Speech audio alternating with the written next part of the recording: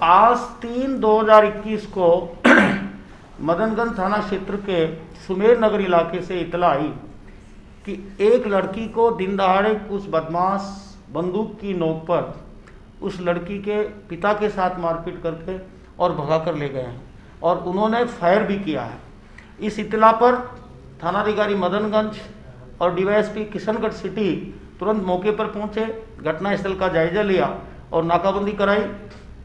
उसके बाद पीड़ित पक्ष की तरफ से लड़की के पिता ने एक रिपोर्ट दी जिसमें एक आरोपी का नाम और कुछ 2-3 लड़के उसके साथ थे, एक थार जीप में बैठकर आए और लड़की के पिता के साथ मारपीट की और बंदूक की नोक पर भय कारित करके और लड़की का जबरदस्ती अपहरण करके ले गए।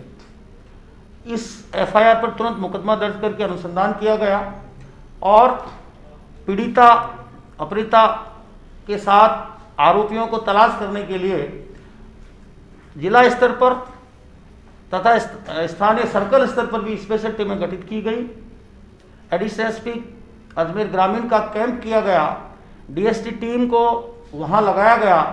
इसके अलावा सर्कल स्तर पर भी 3-4 टीमें बनाई गई। थानाधिकारी गांधीनगर, थानाधिकारी किशनगढ़ और थानाधिकारी रूपनगढ़, सीओ किशनगढ़ ग्रामीण, इन सभी के नेतृत्व में करीब 6-7 टीमें गठित करके और हमारी साइबर सेल की टीम के सभी मेंबर्स को उसमें लगा करके सीसीटीवी फुटेज का विश्लेषण किया गया और तकनीकी सहायता से हमें ये जानकारी मिली, परसों रात को ये जानकारी मिली कि वो आरोपी सुनील चौधरी उस महिला को गुजरात की तरफ ले गया है।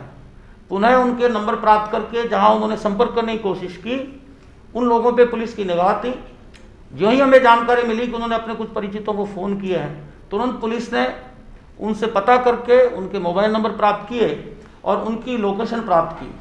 उस लोकेशन में ये जानकारी मिली कि वो गुजरात में मेहसाणा जिले के वसई थाना इलाके में कहीं छुपे हुए हैं। इस इतला पर तुरंत हमने गुजरात के उच्चाधिकारियों से बात की। मैंने खुद एसपी मेहसाणा से बात की, हमारे आईजी साहब ने भी बात की। उसके बाद संबंधित थानाधिकारी वसई को निर्देश देकर के उनकी तलाश शुरू कराई गई। तो वसई थाना इलाके में सुनील जाट, एक उसका दोस्त और वो पीड़िता वहाँ मिली, थार गाड़ी मिली। उनको स्थानीय पुलिस ने नियमानुसार अपने कस्टडी में लेकर के पूछताछ की और हमें पुनः इतला दी।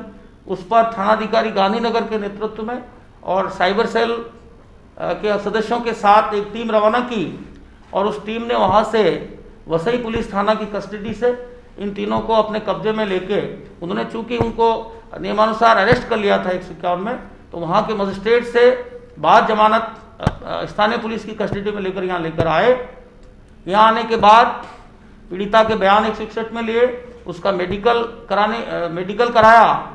उसके बाद धारा 164 सीआरपीसी के तहत मजिस्ट्रेट के समक्ष उसके बयान कराए और उसकी इच्छा के मुताबिक उसको नारी निकेतन भिजवाया गया।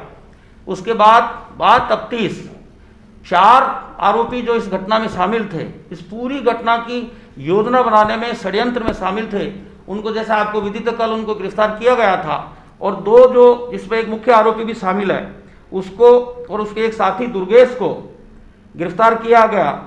इस प्रकार इस पूरे प्रकरण में 6 आरोपी, जिसमें नरेंद्र, लोकेंद्र, सोनू यादव, प्रमेश प्रजापत, सुनील जाट और दुर्गेश यादव, इन 6 को गिरफ्तार किया जा चुका है और इनका रिमांड लेकर के पूछताछ की जा रही है।